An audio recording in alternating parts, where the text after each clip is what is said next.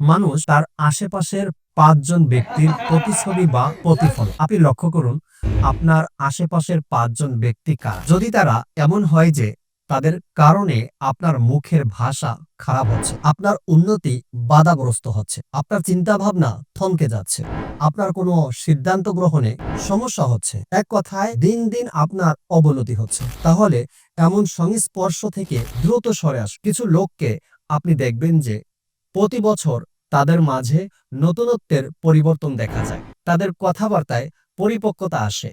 তাদের মধ্যে ইতিবাচক পরিবর্তন ঘটে। তারা এক জায়গায় থেলে থাকে না। বরং ১ বছরের মধ্যেই তাদের জ্ঞানে, কথাবার্তায়, চলাফেরায় পরিবর্তন আসে। এর অর্থ হলো তারা ভালো কোনো সংস্পর্শে আছে, ভালো জায়গায় যাচ্ছে, ভালো কিছু পড়ছে এবং শিখছে। আল্লাহ পাক আমাদের সকলকে নেককার ও ইতিবাচক লোকদের সংস্পর্শে থাকার তৌফিক দান করুক। আমিন। বিজাহিন নবিল আমিন সাল্লাল্লাহু তাআলা আলাইহি ওয়াসাল্লাম।